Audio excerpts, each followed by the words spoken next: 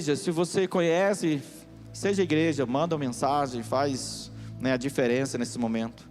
A pergunta que Deus coloca no meu coração para nós ministrarmos brevemente a palavra, depois o pastor Aldair estará ministrando a ceia do Senhor.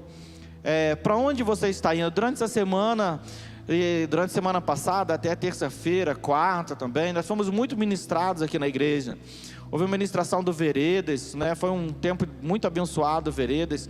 Depois, na terça-feira, teve um encontro de pastores aqui, nós recebemos o pastor Marcos Coca, e foi uma bênção também, a ministração dele sobre os pastores e líderes da nossa cidade. Entre eles estávamos aqui os pastores daqui da igreja.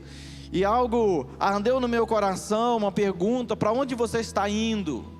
Para onde nós estamos indo? No sábado ainda, no domingo pela manhã, eu tive que sair, porque no sábado a gente teve mais um velório a fazer, da Cristiane, a nora da irmã Marli. E essas coisas vêm tocando no nosso coração, e a pergunta que a gente precisa fazer para nós mesmos, precisamos fazer para nós mesmos: para onde você está indo? E eu prometo a você que você só vai fazer isso essa vez. Você vai perguntar para a pessoa que está do seu lado aí: para onde você está indo? Na sua vida espiritual. Para onde você está indo na sua fé? Para onde você está indo? Eu quero compartilhar com você a palavra do Evangelho de Lucas, capítulo 15. A partir do versículo 11 você vai encontrar a parábola do filho pródigo. Quantos conhecem a parábola do filho pródigo? A palavra de Deus diz assim, que o Senhor estava orientando os seus discípulos, falando com uma multidão, falando com as pessoas à sua volta, e ele começa a falar em parábolas. Mas esta parábola em específico, a parábola do filho pródigo, alguns historiadores vão defender que seria uma história que Jesus conhecia. A história de alguém que Jesus conhece era uma história muito completa, muito rica em detalhes.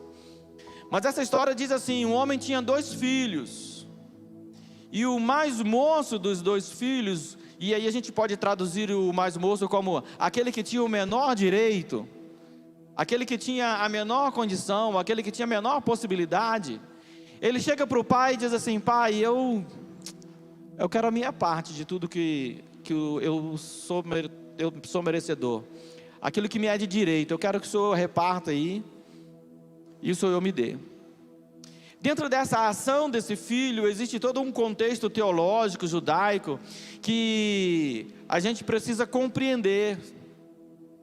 Esta ação é uma ação de abandono do sobrenome do pai. Esta ação é uma ação de desonra familiar. Um filho chegar para o pai e dizer assim: eu não quero mais ser reconhecido pelo seu sobrenome, eu não quero mais ser da sua família, eu não quero mais fazer parte da sua casa. E esse filho chega para o pai com essa arrogância, com essa autoridade dentro do coração, com essa autonomia dentro do coração, e ele fala assim: olha, eu quero a minha parte. E talvez pela pouca idade ele acha que já tenha trabalhado muito para ter direito a algo que possa dizer assim, verdadeiramente seu. E o pai, com o coração aberto, ele não discute com o filho. O pai faz as contas lá, separa aquilo que é direito do filho e entrega o filho. E a palavra de Deus diz que, passado alguns dias, o filho não pega e vai embora, mas o filho ainda está arrumando ali ainda a bagagem dele, está arrumando as coisas dele. E passado alguns dias, esse filho pega tudo o que que era seu e vai embora. E o texto diz: para uma terra distante. Ele não fica perto ali. Ele não quer ser confundido mais. Ele não quer saber assim: olha, eu sou o filho do fulano, eu sou o filho do ciclano. Ele não quer mais isso. Ele quer viver a vida dele, ele quer viver a independência dele, ele quer viver a história dele. E ele sai para essa terra distante, sem conhecer nada, sem nenhuma experiência. Ele sai para essa terra distante, e nesta terra distante, então ele começa a viver, e alguns textos vai estar dizendo assim, a viver a sua vida dissolutamente, ou seja, de uma maneira desordenada, de uma maneira desorganizada, sem supervisão, sem autoridade de ninguém sobre a sua vida. A ideia desse jovem é: agora eu faço o que eu quiser da minha vida. A ideia desse jovem é: agora eu sou dono do meu nariz, quem manda em mim sou eu. A ideia desse jovem talvez seja assim: ele agora eu não preciso prestar conta para ninguém, ninguém mais, não tem mais autoridade sobre a minha vida. Esse negócio de hora de acordar, hora de dormir, hora de comer, hora de tomar banho, hora de deitar, eu não quero mais saber. Esse filho fala isso para o pai, e ele toma tudo, e ele agora começa a gastar, e o texto bíblico diz que ele gasta tudo dissolutamente, vive de uma maneira desregrada, e acaba com tudo o que era do pai, acaba com tudo que ele tinha. Ele agora está sem nada, mas ele tem um princípio ainda que ele guarda do pai, e o pai era trabalhador. E esse filho agora ele vai pedir emprego em algum lugar, porque ele viu o pai trabalhar, e o texto do Evangelho de João diz assim: o filho não pode fazer outra coisa senão aquilo que ele viu o pai fazer. E porque o pai era trabalhador, esse filho chega numa fazenda, chega num lugar de criação de porcos, e ele vai então trabalhar ali naquela fazenda, ele vai exercer algo. E o texto bíblico não diz, mas eu creio que ele passou alguns dias trabalhando naquela fazenda, mas ninguém dava nada para ele comer, e ele estava com fome. E o texto bíblico diz que ele desejou, ele não comeu, ele desejava comer aquela grama, aquela alfarroba, aquele mato misturado ali com o resto de comida e com tudo que era de ruim, de farelo, de ração que se dava para o porco. Ele desejava se alimentar daquilo. E ele passa então a estar literalmente no fundo do poço, porque o texto bíblico é rico do contexto judaico. Para um judeu, cuidar de porco é a pior profissão do mundo. Um judeu nem criar porco quer criar. Então ele cuidar do porco do outro é a pior coisa do mundo. É a maior humilhação que ele pode. É ele dizer assim: ó, agora eu cheguei no limite, eu cheguei lá no fundo do poço mesmo, não tem mais. Daqui agora ou eu morro ou eu como essa comida do porco aqui. Mas eu quero chamar a atenção para você do versículo 17. E o versículo 17 vai dizer assim: então, caindo em si. Você pode falar essa palavra comigo?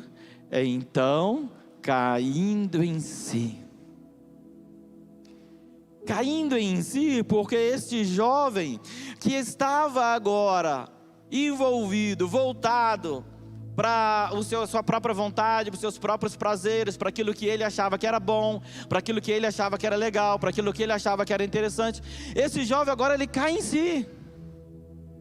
Esse jovem ele tem um start, um estalo na mente dele. Falei: pera aí, eu não preciso estar aqui. Pera aí, algo está acontecendo, algo está mudando dentro de mim, algo está acontecendo dentro de mim. E diz o texto assim: quantos trabalhadores na casa de meu pai têm com fartura, e eu aqui morrendo de fome. Aquele jovem ele tem esse encontro com ele mesmo e com Deus. Enquanto ele vai traçar alguns passos que nós vamos passar a discorrer agora, que muitas vezes eu e você na nossa história, mesmo sem a gente ter a intenção, mesmo sem a gente ter a vontade declarada verbalmente no nosso coração, a gente acaba tomando alguns passos que esse jovem tomou antes de cair em si.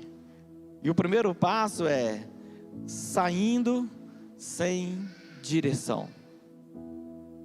Sair sem direção é a gente viver a nossa vida sem um alvo, sem uma meta, sem um objetivo, sem um plano. Sair sem direção é a gente acordar de manhã sem saber o que vai fazer e ir deitar à noite sem saber o que será do amanhã. Sair sem direção é a gente não se incomodar com a necessidade dos outros, com a vida dos outros, com a personalidade do outro, com as pessoas até que estão cuidando de nós. Sair sem direção foi o primeiro passo que esse jovem deu. E quando a gente sai sem direção, quando eu e você saímos sem direção, quando nós não queremos mais ouvir o Senhor. Aquele jovem ele não queria mais ouvir o pai. O pai tinha regras, o pai tinha limites, o pai tinha autoridade, O pai tinha algo a ensiná-lo, e o pai tinha regras a serem seguidas. Mas quando aquele jovem, ele pega uma idade, quando aquele jovem, ele entende que ele já consegue já tomar banho sozinho, se vestir sozinho, já consegue já se virar sozinho, e fala assim: opa, me dá o que é meu, porque agora eu vou sair, e sem direção, eu vou sair e eu que vou saber da minha vida. Agora, a palavra de Deus, em Isaías capítulo 1, versículo 19, diz assim: se estiverem dispostos e me ouvirem, vocês comerão o melhor dessa terra. O texto da Almeida Atualizada diz: se quiserem e me ouvirem. E o que acontece? O que a gente precisa compreender nesse contexto? O que a gente precisa compreender nessa palavra? Que há necessidade do nosso coração desejar, porque muitas vezes, irmãos, nós estamos aqui e nós temos tudo. Nós estamos na casa do Pai, nós temos tudo. Nós estamos na igreja, debaixo da dispensação do Espírito Santo de Deus, e nós temos tudo. Mas o nosso coração não está disposto a ouvir. O nosso coração não está disposto a obedecer. O nosso coração não está disposto a seguir a autoridade de ninguém. Eu não vou seguir ninguém. Eu não quero ouvir pastor, eu não quero ouvir líder de ministério, eu não quero ouvir louvor, eu não quero ouvir os mais antigos da igreja, os anciãos, eu não quero ouvir ninguém. E aí a gente rompe com tudo isso e a gente sai sem direção, sem supervisão e sem cuidado. O nosso coração não quer. A gente tem tudo. Aquele filho na casa do pai tinha tudo, mas o coração dele já não estava mais em casa. A gente sai sem direção quando quando achamos que já estamos prontos. Quando achamos que já estamos prontos. Quando a gente acha que a gente já é forte o suficiente. Jesus sobe para orar e leva com ele os discípulos. Aí pega mais 2 e leva mais perto. Aí desses 2 ele dá mais uma distância e fica mais um tiro de pedra de distância. Então todos os discípulos estão com ele orando. Mas quando ele para de orar e ele volta, todos os discípulos estão dormindo. Aí ele briga com os discípulos, ele vai de novo, ele fala de novo: olha, não pode ser assim, nós precisamos orar. E coloca todo mundo para orar, e ele vai de novo, uma distância. E ele vai orar, mas quando ele volta, todo mundo está dormindo.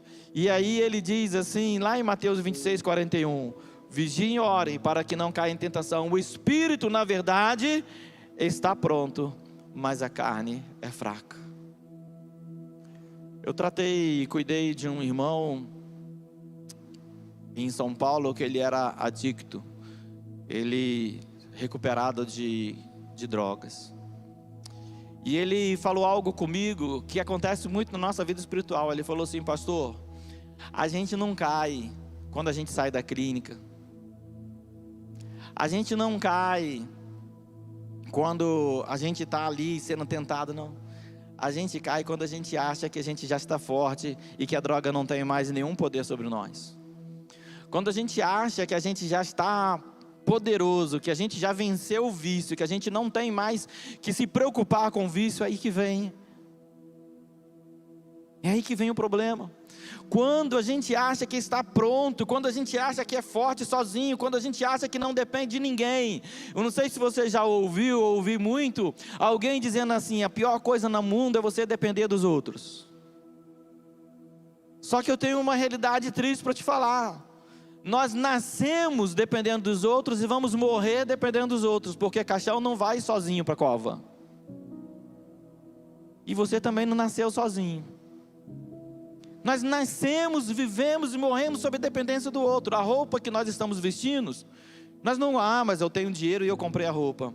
Mas se alguém não fizesse a roupa, você não ia ter roupa para comprar. O carro que mas eu tenho um bom carro, mas se alguém não fizesse lá o carro, alguém vendesse o carro, você é totalmente dependente. Nós somos totalmente dependentes. Mas muitas vezes, no nosso heroísmo espiritual, a gente acha: não, eu estou pronto, eu sou forte, eu sou o cara, pode vir, eu vou pegar o demônio pelo chifre hoje, eu vou sacudir ele, eu vou jogar ele lá longe. Não vai, querido, não vai. Ou você vigia e ora, ou você vai cair na tentação, porque a carne é fraca. Mas, pastor, então eu sou um falso crente, eu sou um mau crente. Não, você é um cara bom, você é uma mulher boa, você é uma pessoa boa. O grande problema é que você está achando que você é forte sozinho, como o apóstolo Paulo, que vai, enfrenta o inimigo e vai a Deus: Senhor, o que eu faço? E Deus olha para ele e fala: minha graça te basta, o meu poder se aperfeiçoa na sua fraqueza. De vez em quando é bom a gente reconhecer que nós somos fracos. O que acontece com esse jovem em Lucas 15:17? Opa, peraí, eu estou caindo em si. Eu dependo do meu pai, eu preciso do meu pai, eu não dou conta sozinho, eu não consigo fazer sozinho. E esse jovem agora, ele tem algo no coração, mas antes disso, ele achava que estava pronto, e ele sai sem direção, achando que estava pronto, e ele cai no pior dos vales. A gente sai sem direção quando nós desistimos de seguir o caminho certo. Você já viu gente que desistiu, fez tudo certo na vida, e quando chegou no final da vida, falou assim: agora eu vou chutar o pau da barraca, eu não quero mais saber de fazer certo. Tinha uma família muito espiritual, que nos acompanhava no ministério. Há pouco tempo liguei para eles e falaram assim: pastor, nós não queremos mais saber de igreja. Nós não queremos mais saber de igreja, nós cansamos de igreja. Muitas vezes no nosso coração a gente se cansa. A palavra de Deus diz: não nos cansemos de fazer o bem, principalmente quando vemos que está chegando aquela hora, mas o dia do Senhor. Mas muitas vezes a gente se cansa. Olha lá em 2 Timóteo capítulo 4, versículo 10. Olha a palavra do apóstolo Paulo. E essa palavra falou muito forte no nosso coração essa semana. Diz: porque Demas, tendo amado o presente século, me abandonou. Foi para Tessalônica. Demas não abandonou somente Paulo. Demas abandonou o evangelho. Demas abandonou a verdade. Demas abandonou a vida de santidade, a vida correta diante do Senhor. Desistiu da fé. A palavra de Deus diz: no final dos tempos muitos se apostatarão da fé, ou seja, deixarão de acreditar, porque achavam que estavam fortes, achavam que estava tudo bem, achavam que estava tudo caminhando, tudo seguindo, mas de repente deram de frente com a sua própria fraqueza, deram de frente com a sua própria incapacidade, deram de frente com a sua própria inabilidade. Esse jovem, ele sai sem direção. Mas na verdade, o segundo ponto diz: quando aquele jovem escolhe um lugar para ir, ele escolheu o lugar errado.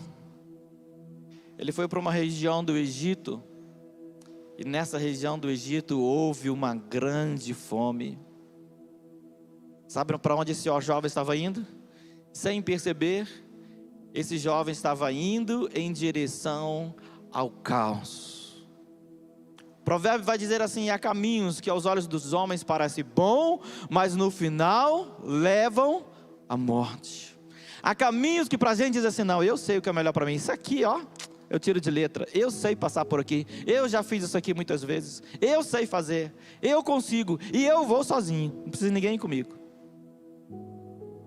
Quando a gente diz assim, aquele jovem que sai sem direção, ele pensava que estava indo para onde ele queria, pensava que ele estava indo para um lugar de sucesso, ele pensava que ele estava indo para o lugar da felicidade dele, ele pensava que ele estava indo para o lugar da autonomia dele, mas na verdade ele estava indo em direção ao caos. Ele estava indo em direção à fome, ele estava indo em direção ao deserto, ele estava indo em direção à humilhação, ele estava indo em direção ao chiqueiro dos porcos, ele estava indo em direção ao lugar onde Deus não queria que ele estivesse. Quando nós estamos indo em direção ao caos? Quando achamos que sabemos o que estamos fazendo. Quando nós achamos que sabemos o que estamos fazendo. Olha, 1 Reis 19:9 diz que Elias, depois de caminhar, entrou numa caverna onde passou a noite, e a palavra do Senhor veio a Elias e disse: o que você está fazendo aqui, Elias? O que você está fazendo aqui? A pergunta para nós hoje é: para onde você está indo? Para onde você está dirigindo a sua vida espiritual? Um jovem sai sem direção, mas sem saber ele está indo em direção ao caos, ele está indo em direção à morte, ele está indo em direção ao inferno, ele está indo em direção à humilhação. Mas o Senhor olha para Elias e faz a pergunta que eu e você também precisamos dar atenção: o que nós estamos fazendo? O que você está fazendo? Para onde você está indo? Com certeza Deus não queria essa resposta. Sabe por quê? Porque Deus é soberano. O Salmo 139 diz assim: Senhor, Tu me conheces quando eu me deito, quando eu me levanto, quando eu me sento. Se eu saio para caminhar, o Senhor está comigo. Se eu coloco a minha cama no mais profundo do abismo, ali o Senhor está. Se eu coloco no mais alto dos montes, o Senhor também está lá. Ainda antes que me viesse a palavra à boca, o Senhor já conhece. Por que o Senhor então olha para Elias e pergunta: o que você está fazendo aqui, Elias? É porque o Senhor olha para Elias e diz assim: lembra, Elias, o lugar como eu te coloquei como profeta de Israel. E olha agora o lugar onde você está. Talvez ao cair em si, em Lucas 15, 17, aquele jovem deve ter pensado assim: olha, eu era o filho mais novo, eu era o filho da casa, eu era aquele que tinha autoridade, aquele que tinha anel no dedo, tinha uma roupa nova, tinha sandália nos pés, aquele que tinha autoridade sobre todos os funcionários. Eu era alguém que era o filho do pai, mas agora eu sou o cuidador dos porcos. Olha onde eu estou tentando caminhar sozinho, olha onde eu fui parar, tentando caminhar com as minhas próprias pernas, com a minha autonomia, sem o conselho de ninguém. Quando a gente acha que sabe o que está fazendo, quando a gente acha que é dono do próprio nariz, quando a gente acha que sabe para onde está indo, Deus vem e fala assim: o que você está fazendo? Presta atenção no que você está fazendo com a sua vida, presta atenção no que você está fazendo com a sua história. Muitas vezes, querido, eu e você precisamos desse chacoalhão que Deus dá, precisamos ouvir essas perguntas: ei, o que você está fazendo da sua vida? Ei, você está tentando conciliar o mundo com a igreja, não vai dar certo. Você está tentando emendar o céu e o inferno, não vai dar certo. Ei, você está tentando caminhar sozinho, sem autoridade espiritual sobre a sua vida, não vai dar certo. Não vai dar certo. Mas o interessante, que tanto no caso de Elias, quanto no caso desse jovem, Elias sai, Elias vence 450 profetas de Baal, desce o Monte Carmelo, passa na cidade, deixa o moço, entra no deserto, caminha, e para ali, e dorme cansado. Quando ele acorda tem comida. Deus não só não repreende, como alimenta ele. Quando ele acorda, os corvos tinham trazido comida para ele e água. Aí ele come, cochila de novo, depois acorda, come de novo e caminha mais 40 dias e 40 noites. Aí agora o Senhor lá na caverna olha para Elias e fala assim: o que você está fazendo aqui, cara? Não foi aí que eu te coloquei. Mas por que Deus não falou lá no monte: ó, agora você sustenta que eu sou contigo? Deus falou, Elias que não ouviu. Eu fico imaginando aquele pai, quando o filho olha para ele e fala assim: pai, seguinte, ó, acabou para nós, não quero mais seu sobrenome, toma aqui seu anel de volta, essa roupa que você me deu eu não quero, a sandália eu não quero, eu vou sair daqui somente com o dinheiro que eu tenho direito, com as coisas que a mamãe me deu, e eu estou vazando, não quero mais conversa contigo. E eu fico imaginando aquele pai argumentando: filho, eu vou te dar o melhor, filho, o que você tem não é suficiente, eu dobro a sua mesada. Filho, a sua roupa não é suficiente, pode ir na melhor loja e pegar as melhores roupas.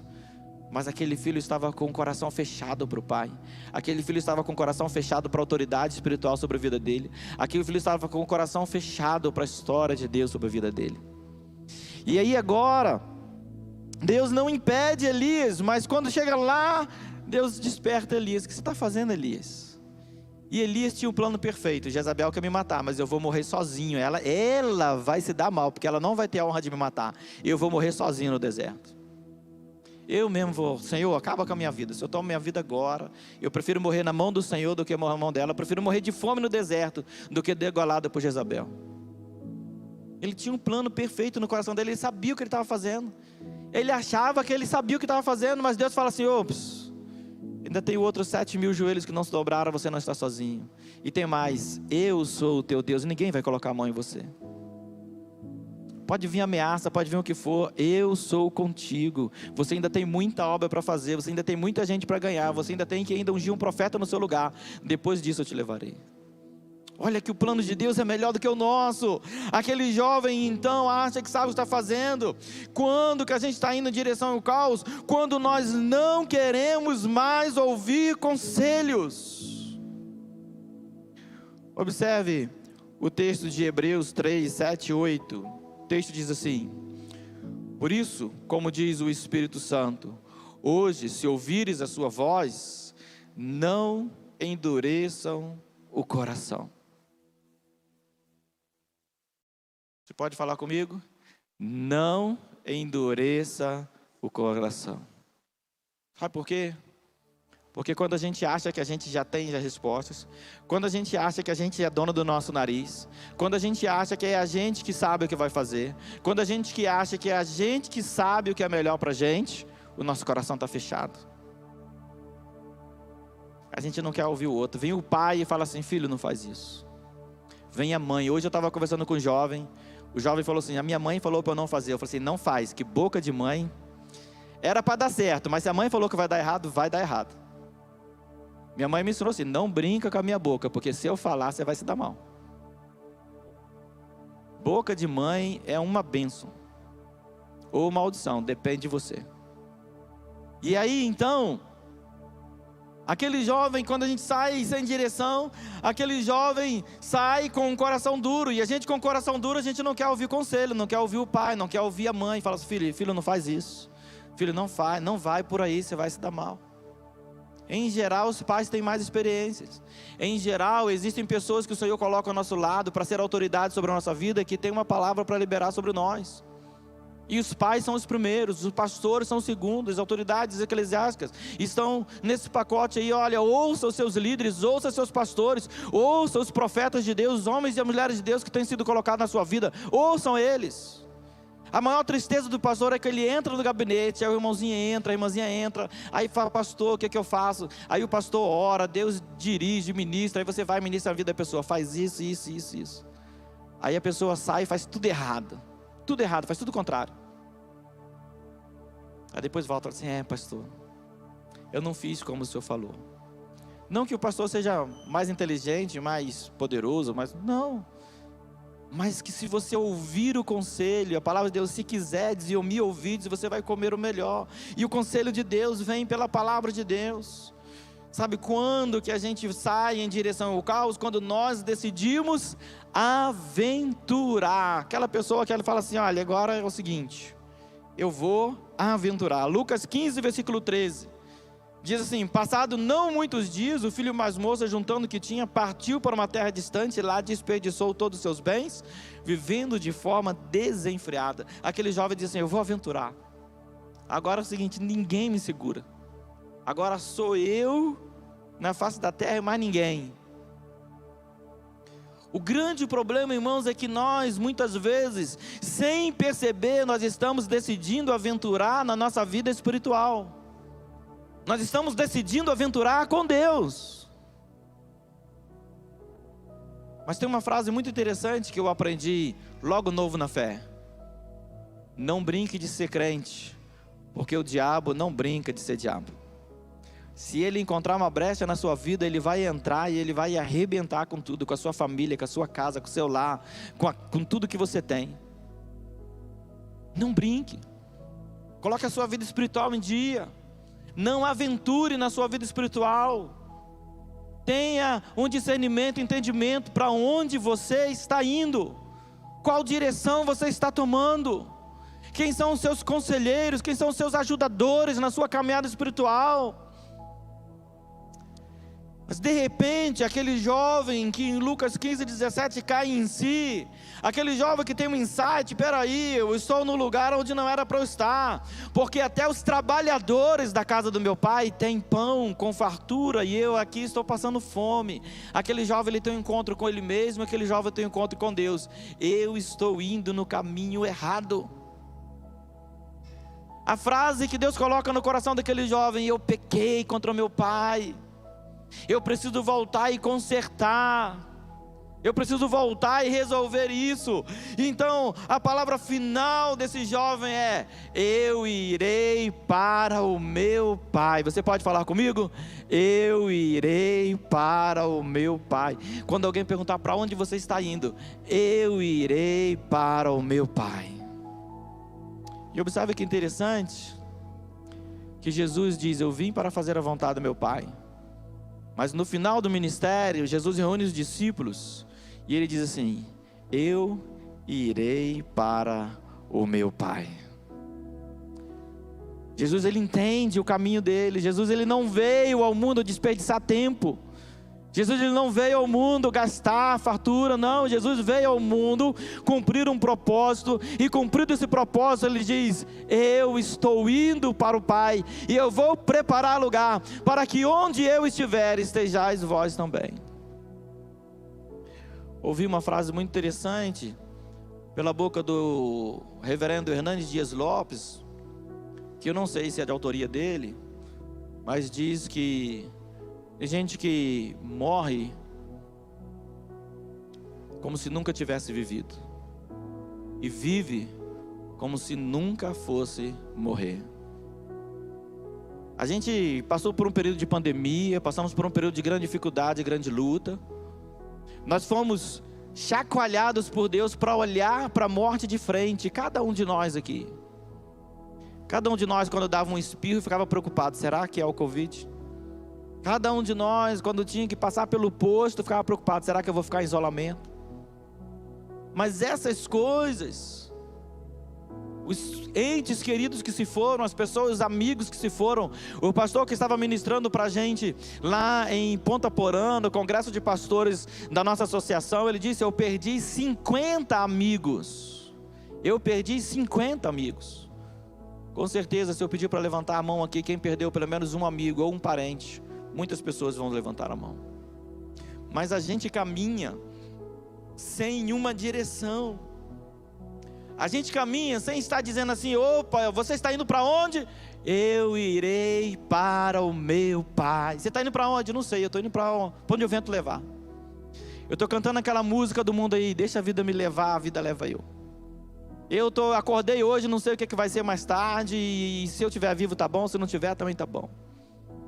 A gente brinca com a nossa vida espiritual, a gente não toma um direcionamento, e a gente demora muitas vezes a tomar conhecimento, tomar consciência do nosso erro. Aquele jovem estava indo para o Pai, porque ele tomou consciência do próprio erro. Ele disse: opa, peraí, eu errei com meu pai, e eu preciso voltar lá no meu Pai. Eu errei com meu amigo, preciso voltar no meu amigo. Eu errei com o meu pastor, eu preciso voltar no meu pastor. Eu errei com a minha ovelhinha, eu preciso voltar na ovelhinha. Eu errei, eu preciso voltar lá, eu preciso ir lá, eu preciso consertar aquilo. E então, agora aquele jovem tem um insight, tem um encontro, aquele jovem tem um impacto, é uma implosão, é algo que explode dentro dele e diz assim: opa, há esperança, você pode voltar ao caminho que você estava, você pode ir e encontrar o seu Pai. Quantos essa noite querem ir encontrar com o Pai? Quando essa noite querem dizer assim: opa, eu estou indo para o meu Pai, eu quero essa direção. Quando nós estamos indo para o Pai, quando tomamos consciência do erro. E em segundo lugar, quando acabam as nossas forças. Olha aqui, no versículo 16 de Lucas 15, a palavra de Deus diz assim: ele desejava se alimentar com as comidas dos porcos. Sabe por quê? Porque ele estava fraco, porque ele estava passando fome, porque as forças dele tinham se limitado. Quando a gente é novo, quando a gente é jovem, a gente quer ganhar o mundo, a gente quer mudar o mundo. A gente não consegue arrumar o nosso quarto, mas a gente quer mudar o mundo. A gente quer casar, quer ter relação antes do casamento, quer ter vida moderninha, quer aproveitar a vida, quer fazer um monte de coisa que o mundo oferece. Mas a gente esquece para onde nós estamos indo. Nós estamos indo para o nosso Pai. E se nós estamos indo para o Pai, nós vamos precisar estreitar o caminho. Nós vamos precisar reconhecer as autoridades e honrar as autoridades sobre a nossa vida. Nós vamos precisar ouvir a voz do Senhor e desejar ouvir do Senhor. Muito interessante o louvor que o nosso ministério canta. Se não me engano é do Morada, não sei, que diz: muito mais do que bem-vindo, és desejado aqui. Muito mais do que dizer assim: ô Espírito Santo, pode entrar na minha casa. É dizer assim: Espírito Santo, eu te convido para você entrar na minha vida. Eu te convido para você fazer parte da minha história. Eu te convido para você entrar na minha vida e mudar aquilo que eu não estou conseguindo mudar.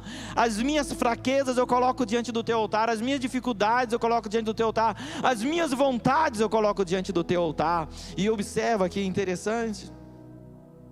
A gente vai para o Pai quando toma consciência do erro. Quando acabam as nossas forças, a gente já não tem mais força para ir para lugar nenhum.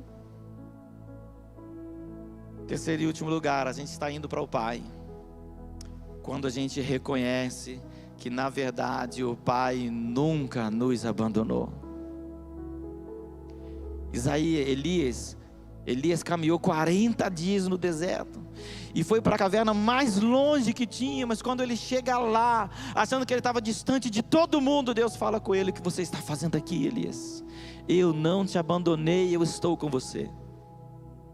Quando tudo parece estar destruído à sua volta, quando o ministério de Elias parece ter acabado, Deus fala para ele assim: olha, eu ainda tenho um propósito, eu ainda tenho um alvo, eu ainda tenho um plano, ainda há algo a ser feito.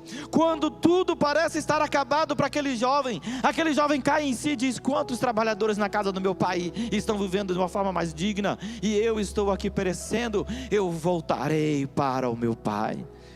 Você pode falar comigo? Eu voltarei para o meu Pai. Sabe, queridos, que Deus tem ministrado muito ao meu coração, que muitos de nós estamos aqui na igreja, mas que tem áreas da nossa vida que estão distantes do Pai. Muitos de nós estamos nos bancos da igreja, mas tem áreas da nossa vida que estão distantes do Pai.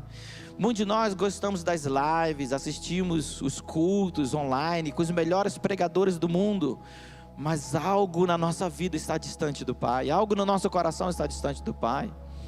Muitos de nós gostamos de música gospel, enchemos a nossa casa de versículos, não saímos da igreja, mas algo na nossa vida está distante do Pai.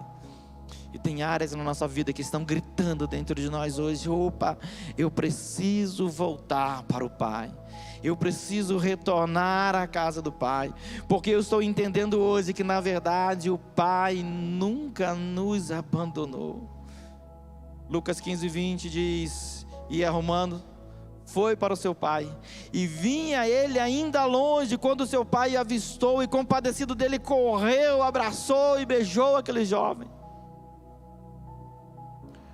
Ouvi um fato muito interessante e verídico de uma jovem que, por volta dos 15 anos, resolveu abandonar a sua casa. E ela já tinha emprego, ela já tinha uma certa autonomia, e a sua família passava muita dificuldade, muitas lutas. Ela trabalhava para ajudar, mas de repente ela resolveu viver de uma forma diferente. Não, agora eu vou viver o meu caminho, eu não quero mais viver essa miséria, eu não quero mais isso que a senhora me oferece, não quero mais esse pão, essa comida que a senhora oferece, não quero mais essa vida que a senhora me oferece, eu estou indo embora. E aquela menina então pega tudo que é dela e ela vai embora. Os anos se passaram, 10 anos, 20 anos, e aquela menina então agora ela, com a sua vida formada, casada, ela cai em si, ela diz assim: eu errei com a minha mãe, e eu preciso voltar lá na minha mãe.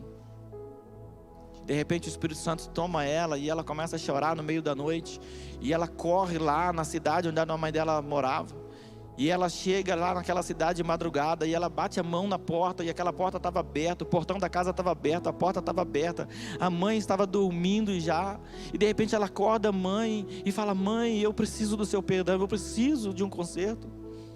E a mãe abraça a filha, e beija a filha, e recebe a filha de volta. E a mãe fala assim, a filha fala assim para a mãe: mãe, mas eu cheguei na casa, mais de meia-noite, toda a casa está aberta. E aquela mãe olha para aquela filha e diz: filha, desde o dia que você foi embora, eu nunca mais tranquei essa porta. Sabe por quê? Porque o coração do pai e o coração da mãe estão sempre abertos para o filho. O coração de Deus está sempre aberto para olhar para você e dizer assim: olha, não importa qual é a área da sua vida que está longe, o meu coração está aberto para te receber. As minhas mãos estão abertas para te abraçar. Aquele pai pega o filho agora e troca a roupa do filho. Olha, pega lá uma roupa nova, pega a sandália, coloca nos pés, pega o anel dele, coloca de volta no dedo dele. E tem um detalhe nesse texto: tragam o novilho cevado. Não é um novilho qualquer. O pai todo dia olhava para o portão e diz assim: ainda não foi hoje, mas a qualquer momento meu filho volta. Ainda não foi hoje, mas a qualquer instante minha filha volta. Ainda não foi hoje, mas a qualquer momento ele volta. O portão não vai ser mais trancado, a casa está aberta. Eu estou esperando, meus braços estão abertos, a roupa está preparada e o novilho está sendo preparado. E a palavra de Deus diz que houve uma grande festa, porque aquele filho voltou para a casa do pai. Queridos, existe uma área na sua vida que o Senhor quer festejar nesta noite, se você entregar diante do trono da graça dele. É muito particular, é muito pessoal, é você e Deus, eu e Deus. Mas eu queria convidar você a se colocar de pé nesse momento. Eu queria convidar você a pensar nisso nesse momento. Eu queria convidar você a entregar essa fraqueza diante do altar nesse momento. Eu queria convidar você a dizer assim: olha, nesta área eu me distanciei de Deus, mas eu preciso voltar para Deus. Nesta área eu estou frio espiritual, mas eu preciso aquecer o meu coração. Nesta área eu estou tão entristecido, mas eu preciso trazer a alegria de volta. Nesta área eu estou tão sedento, mas eu preciso da presença de Deus. Observe Isaías 55:1. A todos vocês que têm sede, venham às águas. Vocês que não têm dinheiro, venham, comprem e comem. Sim, venham, comprem sem dinheiro e sem preço vinho e leite. O maná dos céus está sobre a sua vida esta noite. O plano de Deus, os propósitos de Deus, o desejo de Deus para a sua vida. Qual é a área que você precisa entregar diante do Senhor? Qual é a área que você precisa dizer assim: Senhor, trabalha no meu coração, Pai, no meu relacionamento com meu esposo, no meu relacionamento com a minha esposa. Pai, trabalha no meu coração com o meu relacionamento com a Tua Palavra. Pai, trabalha no meu coração, no meu relacionamento com a internet. Pai, trabalha no meu coração e tira do meu coração, Pai, os desejos que não Te agradam. Pai, trabalha no meu coração, Pai amado, e tira o pecado, aquilo que está incomodando a minha vida, Pai, tira de mim. Paizinho, muda a minha história, escreve de novo a minha história com as suas mãos. Pai, eu quero ser santo, mas tem algo ainda que está denegrindo a minha santidade, que está manchando a minha santidade. Pai, eu coloco isso diante do Senhor. Eu coloco isso diante do Senhor. Ore, faça a sua oração pessoal, coloque isso diante de Deus agora.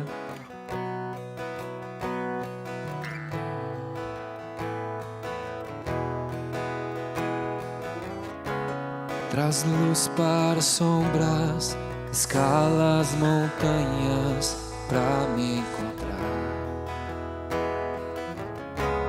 Derruba muralhas, destrói as mentiras pra me encontrar. Traz luz para sombras, escala as montanhas pra me encontrar. Derruba as muralhas, destrói as mentiras pra me encontrar. Traz luz para sombras, escala as montanhas pra me encontrar. Derruba muralhas, destrói as mentiras pra me encontrar. Traz luz para sombras, escala as montanhas pra me encontrar. Derruba muralha, destrói as mentiras pra me encontrar. Traz luz para sombras, escala as montanhas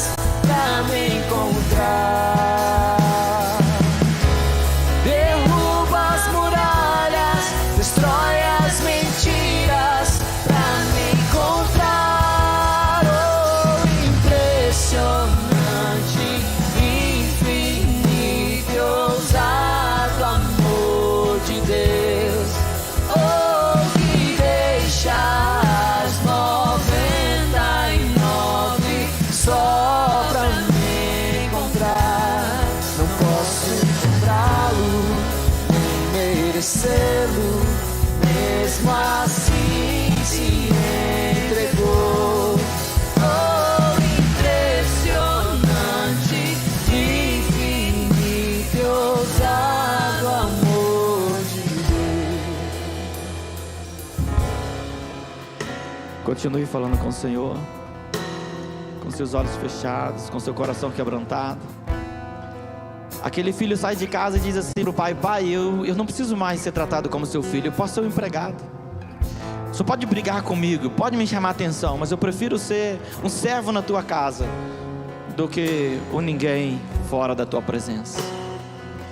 E aí então aquele pai amoroso, ao invés de brigar com o filho e falar assim: menino, eu sabia que você ia acabar com tudo, aquele pai diz assim: ops, eu tenho uma roupa nova para você, eu tenho uma sandália para colocar nos seus pés, eu tenho um anel para colocar no seu dedo, e eu tenho uma grande festa esperando você.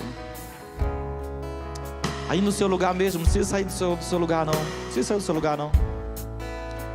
Você que tem alguma área que você precisa desse reencontro, você que tem alguma área que precisa ser reacendida, precisa ser queimada diante do Senhor, você que tem alguma área que você precisa entregar diante do altar, coloca a mão no seu coração onde você está e não sai do lugar não, pode ir onde você está mesmo, diz assim: Senhor, eu entrego essa área da minha vida diante do teu altar, eu entrego essa área do meu coração, Pai, trabalha nessa área, trabalha no perdão, trabalha, Senhor Deus, no rancor, trabalha nos relacionamentos, trabalha, Senhor Deus, na minha consciência, no meu subconsciente, trabalha, Pai amado, na minha particularidade, daquilo que o Senhor precisa trabalhar na minha vida. Eu estou entregando nas suas mãos agora.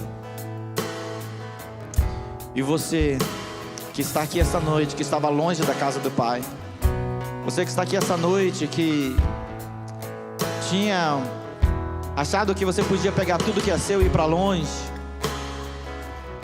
o Senhor está dizendo assim: olha, a porta está aberta, ela nunca fechou para você. Você que deseja retornar, você que deseja ter no teu coração acesa a chama do Espírito, levanta a sua mão onde você está, eu quero orar por você. Você que deseja assim: eu quero voltar para o Senhor, amém, glória a Deus. Pode ficar onde você está, amém, aleluia. Há mais alguém que nessa noite diz assim: olha, eu quero voltar para a casa do Pai, quero ter reencontro, amém, glória a Deus, aleluia. Continua o espírito de oração, igreja, continua ministrando. Há mais alguém? Só mais uma pessoa que diz assim: olha, eu preciso desse encontro, eu preciso desse renovo na minha vida, eu preciso entregar, aleluia, glória a Deus, louvado é o nome do Senhor Jesus, aleluia. Temos 2, 3 irmãos que estão com a mão levantada, eu quero pedir o irmão da igreja para ir lá orar com eles. Alguém da igreja, se aproxima aí. Temos uma irmã ali atrás, temos um irmão. Eu quero que alguém se aproxime e ore com ele aí. Amém, ore com ela. Glória a Deus. Paizinho amado, nós te adoramos, Senhor, nós te glorificamos, ó Pai, a obra é tua, Senhor. Nós somos tão falhos, tão pecadores, ó Pai. Nós não somos merecedores, Senhor, nós não somos. Nós falhamos tanto, Pai, na tentativa de acertar, na tentativa de fazer o melhor, ó Pai amado, mas o Senhor conhece o nosso coração. E aqui está a tua igreja, Senhor, aqui está o teu povo, Pai, aqueles que têm colocado áreas da sua vida, resistências, fortalezas espirituais, que têm tentado impedir a comunhão completa da tua igreja contigo. Mas, meu amado, nós colocamos diante do teu altar agora o nosso coração, Pai, e pedimos: trabalha, Senhor Deus, com o teu perdão, com o teu amor, com a tua misericórdia, vem nos encher, ó Pai, vem provar que o Senhor é melhor, que o teu lugar é melhor, que estar aos teus pés é melhor. Derrama sobre nós a tua graça, a tua misericórdia, esse amor de Pai que o Senhor tem pelos seus filhos, mesmo aqueles que falham, Pai amado, e o Senhor recebe de volta esta noite. Paizinho amado, essas vidas que se levantam e dizem assim: eu quero renovo, eu quero mais de Deus na minha vida, eu quero voltar para a casa do Pai. Senhor Deus, acolhe em nome de Jesus com carinho, acolhe com amor, com a tua graça, com a tua misericórdia. Enche a tua presença, Pai amado, cada vida nesse lugar, e a glória do teu nome seja resplandecida, engrandecida é o nome do Senhor Jesus, em nome de Jesus, amém.